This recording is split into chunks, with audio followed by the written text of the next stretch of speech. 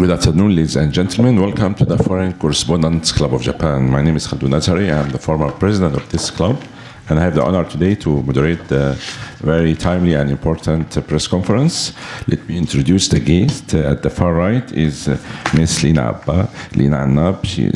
She is the ambassador of Jordan in Japan, and she was also former minister of tourism in Jordan, and she has a long-term political career, and also she's active on various diplomatic issues here in Japan. And to her left, my right also, Ambassador Waleed Siam. He's a Palestinian ambassador of Palestine in Tokyo. It's officially a permanent general mission of Palestine. Palestine is not recognized officially as a state by Japan, but Japanese are willing to do that when the right time comes, according to Foreign Ministry. Today's event we will hear latest details and some positions of Jordan and Palestine on the current situation. We all know that there are a lot of clashes in the occupied territories. The occupation forces of Israel is attacking some targets in Gaza, and they say they are firing missiles. And also the Al-Aqsa Mosque, Holy Al-Aqsa Mosque, is kind of raided by the Israeli also forces, and the situation is far from stable until now, and there are some reports about the possible ground war in the area against Gaza. So we will hear 10 minutes each of presentation by Ambassador Annab and then Ambassador Waleed Siam. And after that we'll have question and answers. And I welcome also those who are watching us online through Zoom. And we are open to any questions after that. Ladies and gentlemen, without further ado, please welcome our guest speakers. And let's start with Ambassador Annab. Thank you very much. Thank you, Mr. Khaldoun. Good morning, ladies and gentlemen. Thank you all for being here today, and thank you for all those who are watching us online. I would also like to thank the Foreign Correspondent Club of Japan for holding and hosting this conference today, this press conference today. First of all, I would also like to express Jordan's appreciation to Japan for its consistent efforts and support in advancing and promoting the Middle East peace process in the region on the basis of the two-state solution. I would also like to state that we in Jordan welcome the recent statement by the Japanese government urging the prevention of further escalation of the situation and calling for the restoring calm, in addition to urging Israel to stop the illegal settlement building in the occupied Palestinian territories, stating clearly that such actions are in violation of international law. As we mourn the fallen innocent Palestinian victims whose death toll number is rising, and the latest reported deaths have been at 109 persons killed, including children, and the hundreds of injured Palestinians caused by Israeli violence in the occupied Palestinian territories and the bombing campaign of besieged Gaza, let me stress the centrality of the Palestinian cause to Jordan, and to highlight that since the onset of the latest Israeli illegal and provocative measures against Palestinians in occupied Jerusalem, including the brutal harassment and attacks on worshippers at the Aqsa Mosque and the imminent illegal evictions of Palestinian families from their homes in Sheikh Jarrah neighborhood, Jordan warned of the dire ramifications of Israel's actions that only lead to pushing tensions to dangerous limits, stating loud and clear that Jerusalem is a red line, and such acts of aggression are tantamount to playing with fire. With the current unfolding of events, we hold Israel fully responsible for the way matters have escalated. Jordan clearly and unequivocally communicated its position to all relevant parties, including Israel. His Majesty King Abdullah II led calls with European and other leaders in order to mobilize and urge the international community to act against such illegal aggressions and in order to avert the dangerous escalation of the situation. Jordan's Deputy Prime Minister and Foreign Minister, Mr. Ayman Safadi, also held talks with counterparts in Europe and elsewhere. Coordination has also been in full force with the Palestinian Authority and Arab states as well. Settlements building and expansion, confiscation of lands, demolition or confiscation of buildings, evicting Palestinians from their homes, and the application of Israeli law to occupied Palestinian territories, including East Jerusalem, are flagrant violation of international law and are detrimental to the security of the region and to achieving just and lasting peace. No peace can be attained if there is no end to the Israeli occupation of Palestinian territories. Peace and occupation cannot coexist. For us in Jordan, peace is the only strategic choice, and the only way to achieve just and lasting peace must be through the establishment of an independent, sovereign, and viable state on the June 4th, 1967 lines, with East Jerusalem as its capital, living side by side with Israel in mutual peace and security. Jordan is and has always been ready to play its part in any effort to relaunch the peace negotiations, and Jordan and His Majesty King Abdullah II remain committed to the Hashemite custodianship of Islamic and Christian holy sites in Jerusalem to safeguard the city's character. Preserving Jerusalem as the city of faith and peace is a responsibility that we all share. In a rules-based international order, world peace and security depend ultimately on UN member states upholding international laws and conventions, including UN Security Council and General Assembly resolutions, which in relation to the Palestinian cause criminalize the acquisition and confiscation of territory by force, demolitions, annexation, the building of settlements, and the misrepresentation and falsification of facts on the ground.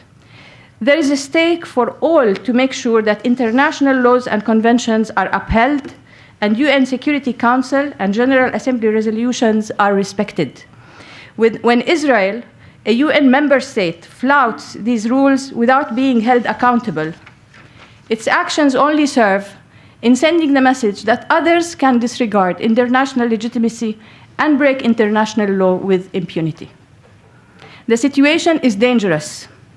And on Tuesday, May 11th, the Arab League held an emergency session at the foreign ministers' level in which the League reiterated the centrality of the Palestinian cause to all its member states. The League unanimously issued a resolution that outlined its unified position towards the unfolding events in Palestine. The League expressed the following, and here I'm just taking few excerpts from the decision that was taken by the Arab League. 1. The Arab League strongly condemns the crimes committed by the Israeli occupation forces against unarmed Muslim worshippers in the Holy Aqsa Mosque. Arab League also strongly condemns the occupation authorities' undermining of freedom of worship in Islamic and Christian holy sites in the city of Jerusalem, including the attack on unarmed Christian worshippers at the Church of the Holy Sepulchre during their religious occasions. Arab League also strongly condemns the decisions and actions of Israel in occupying power, its unjust judicial system, and the organized terrorist campaigns of Israeli settlers supported by the occupation army and police, which all aim to displace people of occupied Jerusalem, including the families of Sheikh Jarrah neighborhood. Arab League strongly condemns the widespread aggression of Israeli occupation against Palestinian people throughout the occupied Palestinian territories, specifically the brutal bombing and deliberate targeting of civilians in the besieged Gaza Strip, and the use of excessive force against them, which led to the killing and wounding of a large number of people, including children and innocent civilians. Arab League holds Israel, the occupying power, responsible for what results from those crimes and actions that constitute flagrant violations of United Nations resolutions, international law, and international humanitarian law. The Arab League requests all The Arab League calls on the International Court of Justice to commence investigations of the war crimes and crimes against humanity that are being perpetuated by Israel against Palestinians. Arab League acknowledges and stresses the importance of the historical Hashemite custodianship over Islamic and Christian holy sites in Jerusalem, and the kingdom's role in protecting these holy sites and in maintaining the legal and historical status quo of them, and its role in preserving the Arab, Islamic, Christian identity of these holy sites, while affirming that Jordan is the sole party responsible for the administration of the holy endowments of Jerusalem and the Al-Aqsa Mosque, Al-Haram al-Sharif. The Arab League acknowledges and stresses the importance of the role of the Jerusalem Committee, headed by the Kingdom of Morocco, and which plays a big role in defending the holy city of Jerusalem and in supporting the steadfastness of the Palestinian people. Thank you very much. Thank you very much for the presentation. I would like Mr. Waleed Siam to take the floor. Thank you. Thank you, Mr. Khaldoon. Good morning, all, and I thank the Foreign Club for hosting this press conference in person and through Zoom. But first, allow me to first reiterate that we highly appreciate the statement issued by the government of Japan demanding Israel to commit to the international law and to halt eviction of Palestinian citizens from Sheikh Jarrah neighborhood in East Jerusalem, as well as stopping the construction of illegal settlements.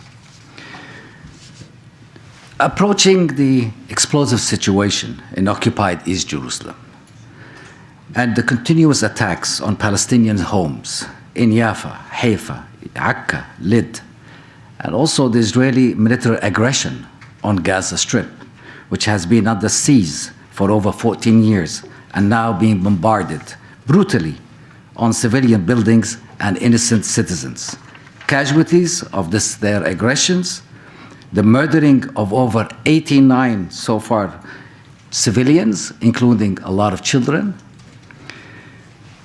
and demolishing buildings, civilian buildings, by their planes and rockets.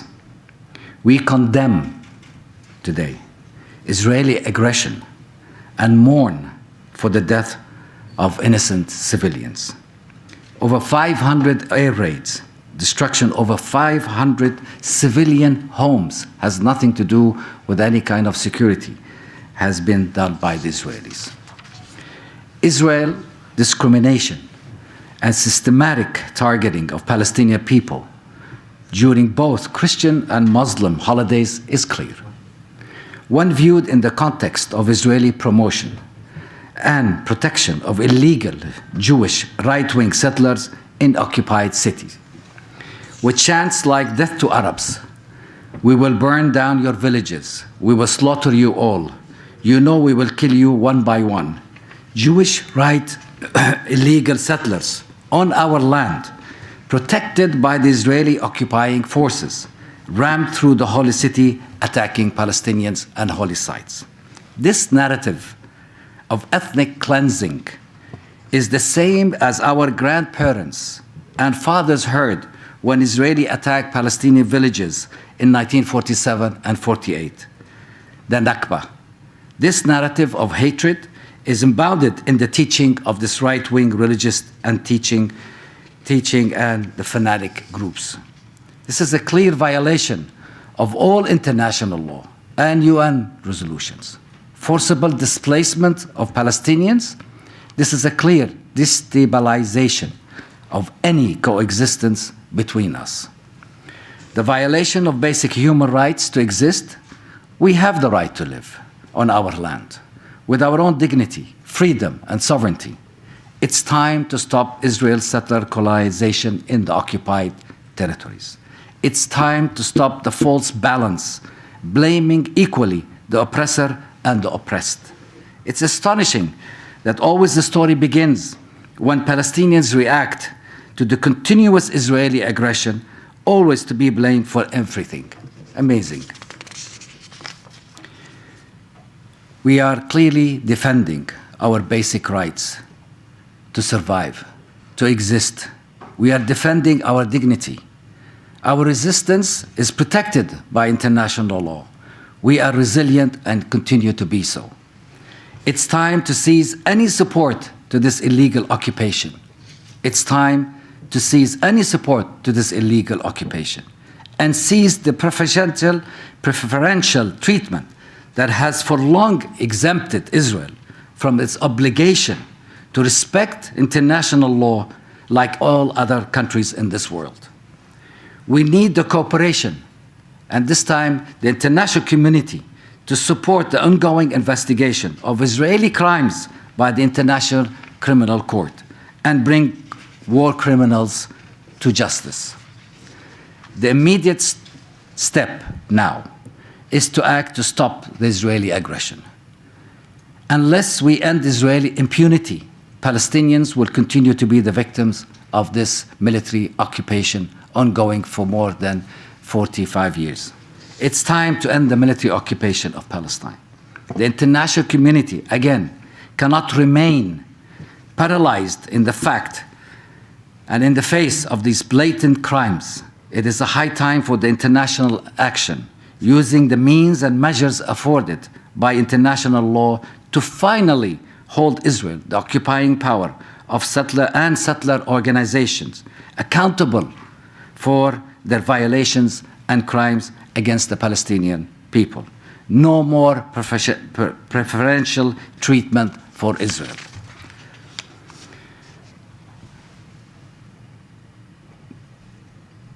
The only way to come out of the situation that we are in today is to end Israeli military occupation. Other than that, I don't think there is another way. Thank you. Thank you very much for the speech, and I would like to open the floor to questions and answers. Pio, first question. Please state your name and affiliation first.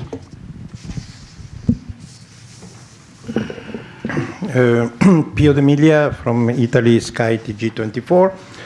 Thank you for coming today. You have both quoted the last statement by the government of Japan about requesting Israel to, what you just quoted. But I wonder if you can comment on Vice Minister Nakayama, who is member of the Japanese government. He's the Vice Minister of Defense, that a few hours ago, I believe yesterday, on a tweet that has been widely quoted in Japan media, has distanced himself to the usual neutrality or, of Japan, and has clearly named and stated that Hamas is a terrorist organization and that Israel has the right to defend from terrorism. Thank you.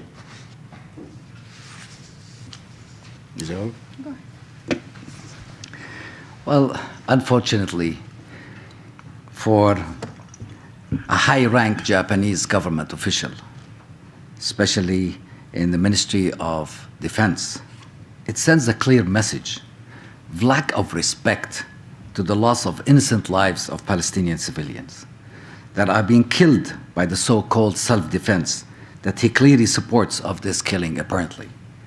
His statement is a racist and discriminatory policies against the Palestinian people and supports Israeli apartheid regime and the ethnic cleansing that is ongoing. He has forgotten that the Israeli occupying power that systematically and methodically aimed at altering the legal status of East Jerusalem, expansion of illegal settlements, and supporting Israeli colonization of the Palestinian territories. His approach, this situation, explosive situation, with false equivalence in both unacceptable and disingenuous. His statement employs of high cynical application of false equivalent, especially disappointing because it was issued by this Japanese official. This self-defense narrative has destroyed civilians, homes, and killed innocent civilians, and children. This false balance of blaming equally the oppressor and the oppressed means he's not interested in the de-escalation, much less a comprehensive solution based on international law and UN resolutions. Again, we hope that he will reiterate his statement, because Japan has always, and I always have strongly believed that Japan is capable and able and being to play an important and effective role in the de-escalation of the conflict in the Middle East, and especially the conflict, the Palestinian-Israeli, and play and assume a neutral negotiator for both Palestinians and Israeli side. Thank you. Hope I answered your question. You want to say something? Yeah. Thank you for your question. I would like to emphasize the fact that this statement, as Ambassador Siam mentioned, is coming out from a senior Japanese official. And I am sure he would agree with me that we are all looking to make sure that our world is a rule-based world order. And I would just draw his attention to the slew of violations of international law and of international conventions and UN resolutions that Israel is doing, which is contrary to anything that has to do with a rule-based order. So I would urge His Excellency to review the position of Israel to see exactly who is following a rule-based order. Thank you. More question, please. I have a question online from Bloomberg, from our colleague, Mr. Peter Elstone. What do you think are the ultimate goals on each side in the conflict, in this conflict? And how do you anticipate it will play out? Thank you. Actually, I would ask Your Excellency to answer, because it's the conflict. It's the conflict on the ground. But I would say for Jordan, the ultimate goal, as I stated earlier, or the ultimate strategic choice in everything that's happening, is peace. Our strategic choice is peace, and anything that does not work towards ending occupation, it goes contrary to achieving peace and lasting peace, just and lasting peace in the area. So our ultimate goal as Jordan, in everything that's happening, and in the conflict, and in the way the conflict is escalating, is really calling for de-escalation and calling for everybody to make sure that, as we call it, the political horizon is there in order to be able to start the peace negotiations and to make sure that people live in peace and dignity. It is time that we stop the dehumanization of Palestinians, and we start thinking of them as humans with dignity, with needs, and with basic freedoms that they need to have. Thank you. Annie, we accepted to live side by side by the Israelis. 78% of our historical Palestine, we shared it with them, 22% for us.